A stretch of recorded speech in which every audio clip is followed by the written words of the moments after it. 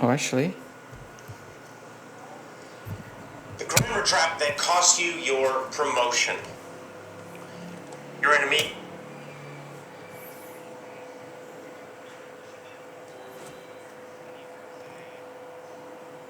Okay, here we go. The grammar trap that cost you your promotion. You're in a meeting. The boss asks you, what do you think we should do? And you say, I'm thinking, I think, and for a moment, this short, but for a moment, you're thinking, should it be thinking or think, right? I am thinking I think we should. And that hesitation will happen again and again in your speech. It makes you look uncertain, not confident, even though you have the right ideas. Because you start looking down, looking up, your speech starts getting choppy. We say choppy means lots of breaks, too many breaks. Meanwhile, your American coworker or colleague says, yeah, I think we gotta reduce that turn rate and we gotta focus on retention and subscription. Now on his speech, he makes grammar mistakes. He got filler words. I'm gonna talk about all this all native speakers make, but his speaking is fluent and most importantly, confidence. This happen again and again in meetings. Guess what? He gets the promotion and you don't.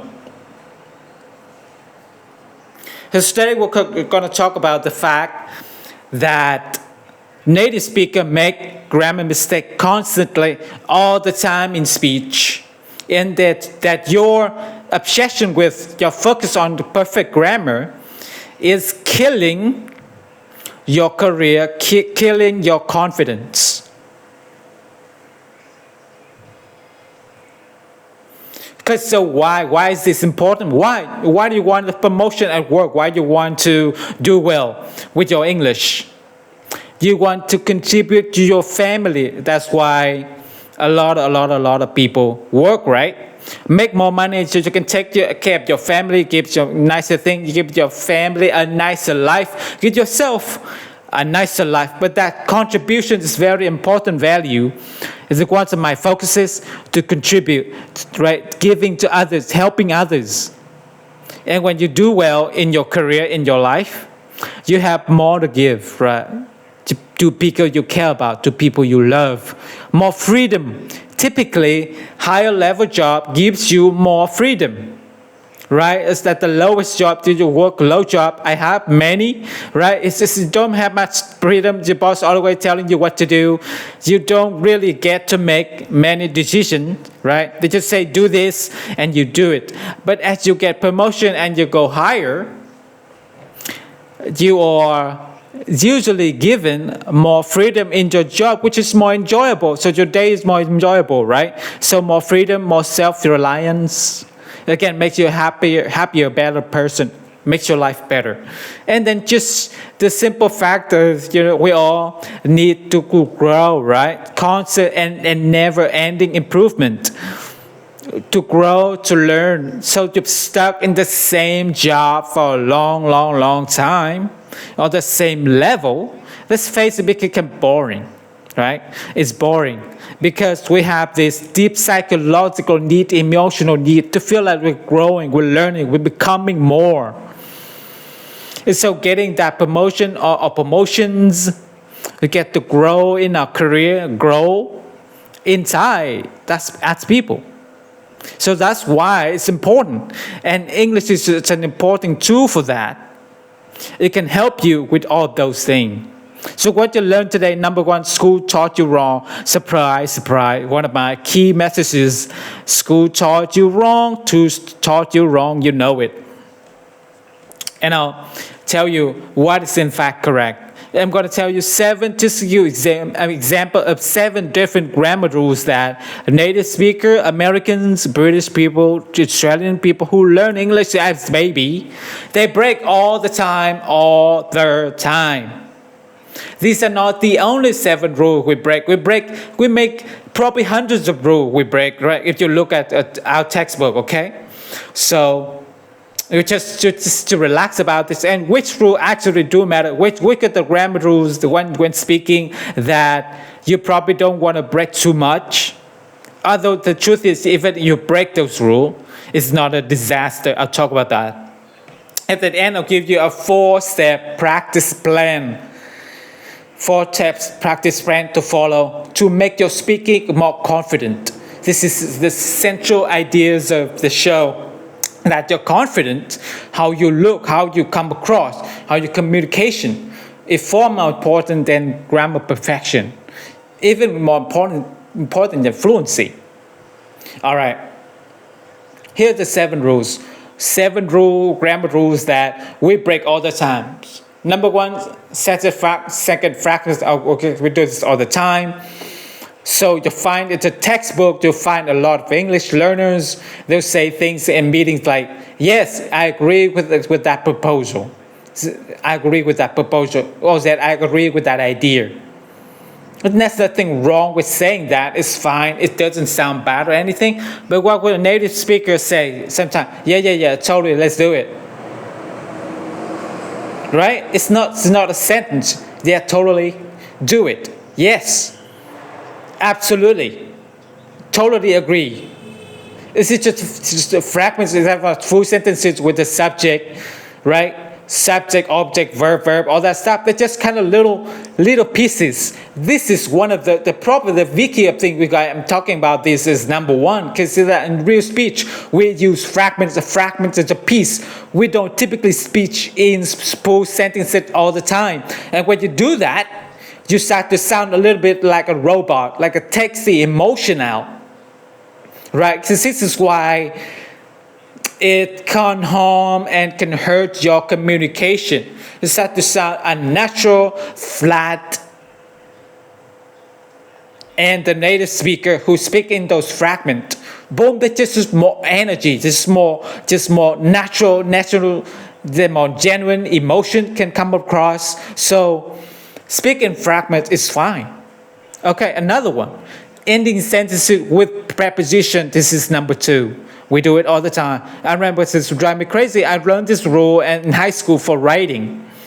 And we native speakers struggle with this because this is absolutely the opposite of way we speak. And I came up with this grammar. Who was the grammar guy who wrote this textbook somewhere? Because this is not how we actually really communicate. So, for example, a textbook will say, with whom are you working? That's the correct way to say it. With whom are you working? Maybe you ask someone on your team, with whom are you working on this project? Oh, that is grammatically correct according to text, but it sounds weird. It makes you sound really weird. It sounds totally weird and unnatural. It's not what we say, okay? We don't say that. We say, who are you working with? Who are you working with? The preposition with its preposition. We put it again the tension. We do it all the time, even in writing. Only time you won't find this is the most formal, strict kind of writing, typically academic writing. They might correct you in English classes. This is the correct you and say it's wrong. But everywhere else, we don't say, with whom are you working? Okay. Who are you working with? Where are you going to? Put preposition at the end of sentences all the time. It sounds natural. That's what is actual real natural English, not this weird fake textbook stuff. And again, what's with the problem? It makes you sound very stiff, way too formal, kills the emotion sound, and to native speakers it sounds weird. It sounds like you're trying to speak Shakespearean type of English or something. It sounds very weird. And rule contraction, we always rule contraction in speech. Okay, I do not think that is correct. You might sometimes find in textbook that said I don't use contraction, but we use them. I don't think it's correct. I don't think that's right. That's what natural, including in writing, by the way. So emails, again, only the most formal academic type of writing, maybe no contraction. I don't know why they say, I don't say that the rule, but in real English, contraction, contraction, contraction, okay? Otherwise, again, it makes it sound stiff. I do not think that is correct. It sounds robotic. It's like a robot. It's very weird. Rule number 4, the singular they. Very common. So you might find people, even if some native speaker do this, it sounds very weird and natural, and they'll say, tell him or her, I will call them back. They don't say, tell him or her, I will call he or she back. Him or her, he or she. What we're talking about when you're not sure it's a man or woman. Right? And it's a ridiculous, it's makes it too complicated. It sounds unnatural again. It sounds stiff. It sounds weird. You could say, tell them. Tell them I'll call them back. Tell them I'll call them back. We actually, they, as plural, more than one. But in this case, we don't know it's a man or woman who will use they and them.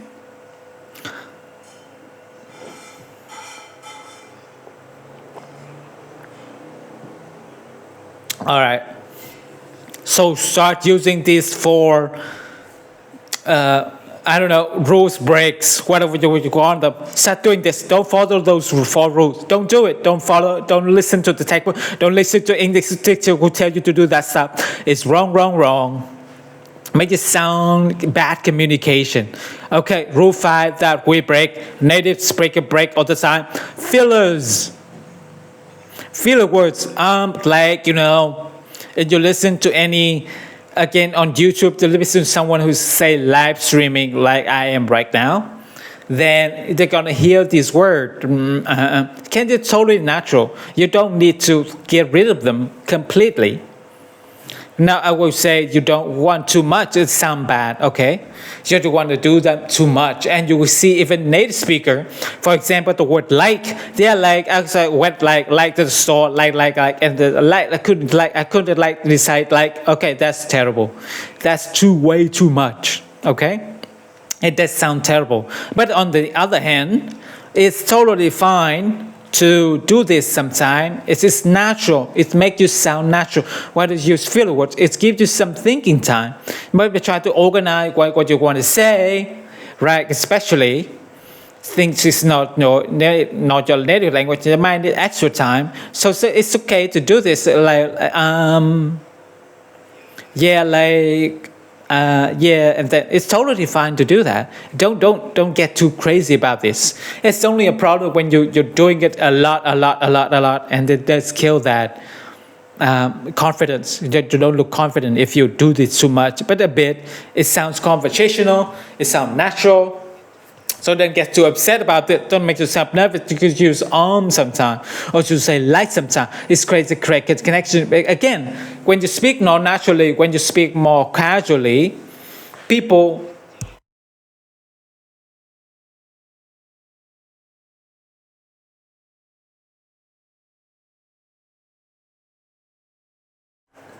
it kind of cuts you, makes you a little separate from people. That's no connection. You feel like you feel cold, right?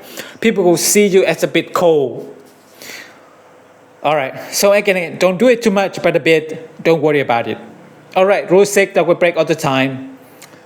You hear this in movies. Now this one you do have to be very careful with, because it's only for very, very casual English. I wouldn't use it in business, okay?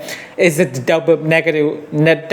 I didn't do nothing wrong. It's bad English. It's bad grammar for sure. But you will hear it, and especially like with friends talking to each other or things like that.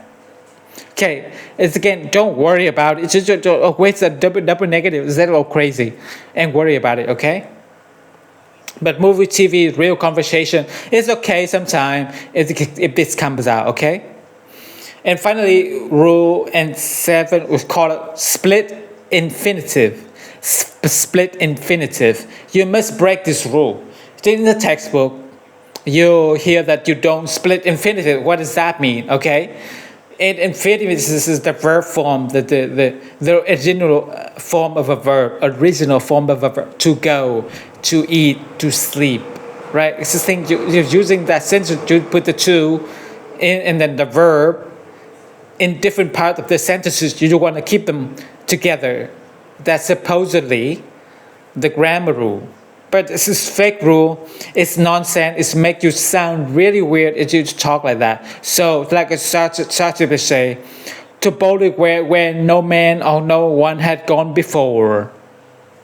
And that's natural. It's splitting it. To boldly go. That boldly in the middle of the infinitive. To go. That's called the infinitive. But then the put boldly in the middle. Well, that's the breaking the official grammar rule. That sounds completely natural as to how you actually do speak. If we said it, if you follow the grammar textbook rule, you would say to go boldly where no one has gone before. To go boldly when no one has gone before. It sounds weird.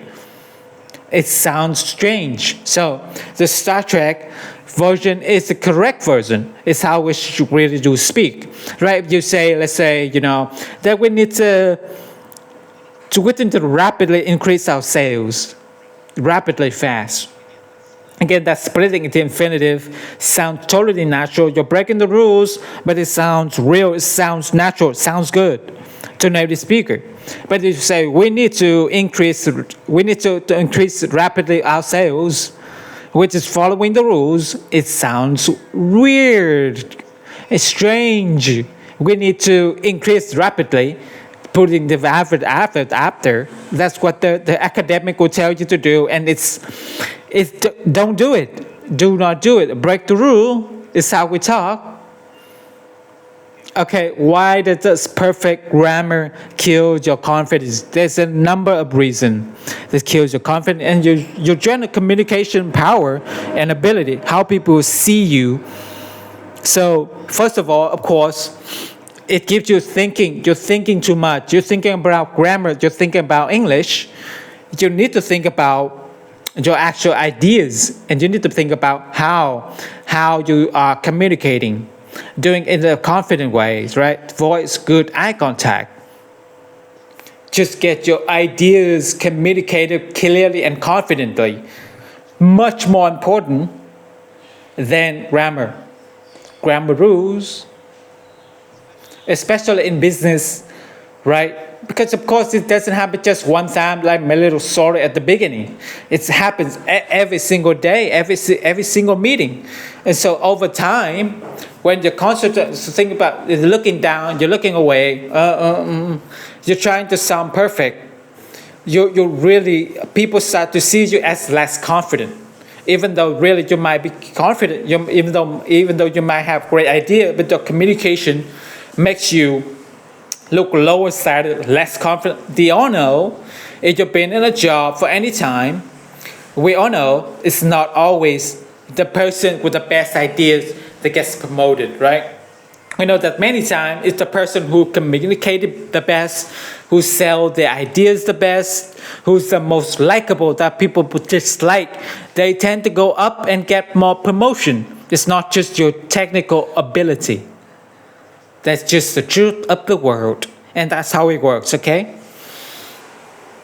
So, the other thing is that it does make you sound robotic. So even if you do speak with absolute perfect textbook grammar, all the rules are correct, you start to sound weird. You really sound weird. And people will see you as being kind of stiff, unnatural, a little robotic, a little cold. Because that's the feeling we get when people follow all those rules. And again, so what happens is people see you as a little cold, a little robotic, a little distant. They just don't like you as much. They don't respect you as much. Again, it's just the way the world is, okay? It's not in the high school. I had a friend, and he wasn't the smartest in our little group of friends, I had a little group of geeky friends, and everybody was just pretty smart. But the one guy, he's like I say his name, he's here. But the one guy, he wasn't the smartest, but who he was? He was absolutely the friendliest. He just, he would look people in the eyes and communicate and smile. And his communication skills was just so warm and open. And later after we all off to college and got jobs, he's always had good jobs. He did well in his career, and that's why. He wasn't the smartest. He wasn't the best at technically, but he absolutely was great at communication and connection with other people, connecting people like them. Everybody liked him, and he did very, very, very well. He has done very, very, very well. Okay, so all those rules, ignore them. Now, which rules are a little more important that you might want to follow? But again, don't obsess. A subject verb agreement. So he goes, not he go. Yes, you try to do that, but again, you make a mistake, relax. It's better to appear confident even if you break that rule. All right. So the basic verb tense is right. I went yesterday, not I go yesterday. Yeah, that's a good one. You probably want to get that right. Usually it's okay to make some mistakes though, but it's a good one. And in general word order, if you follow the general word order of English, like in Japanese, it's all very different. They put the verb at the end. So if you do that, you sound like Yoda from Star Wars, right? All right, quickly I go. So that would sound a little weird. So probably you want to get the general word order correct most of the time, right? All right, so let's promise a 4-step practice plan at the end. So here it is. Number 1, how you get this? You listen to real English. That's number 1. The most burn your textbook. Nobody's done it. Nobody's set up Instagram yet. Them actually burned their textbook. So do it. With Instagram is effortless thinking club. So do it. Send me a video, a little short, but on Instagram, and actually burn your grammar books. I'll be happy if you do. Okay. Listen to real English movie, TV, podcast, conversation. All my courses is used real English. So mini story, point of view. Just recently, on community site, somebody was asking, did AJ, they're analyzing what I said in a couple sentences. AJ may make a mistake here. I didn't comment, but this is like, don't analyze it. Just listen and communicate naturally. You're going to help you sound like a native speaker. A native speaker do make grammar mistakes. Not just though I told you 7, they're probably hundreds. Okay, we don't care. We care about the naturalness, communication ideas clearly. So we could break grammar rules. We do not care, right? So don't sit there and listen. You're listening to a TV show, YouTube, or movies, or one of my lessons. Don't try to overanalyze. Wait. I think that make it a grammar mistake. I think this should be this. You're killing yourself by doing that. You're doing exactly what I said don't do. So analyze it. Just suck it up and catch those natural phrases. That's rule 1 of my effortless English method to learn with natural phrases. Okay. So if you hear natural phrases, it seems like it's infinite split. Just ignore all that stuff in your head that you learn in school, okay? And trust that the native speaker is actually fluent. It actually is speaking English how it needs to be spoken, okay? Trust the native speakers, not the books, the textbook. All right, that's step 1. Listen to real English. Done. I'll finish the other half of this session tomorrow. How do I think about this today? How do I think about my performance today? So, right? It's so. We need to keep working on this every day, consistently. And after a few more months, I think I'll starting to see some results. we speak better. We will be able to catch up with the speaker more. We will not skip any of his words. So yes, slowly but surely we'll get there. Thank you so much. Thank you so much, bro. Thank you so much.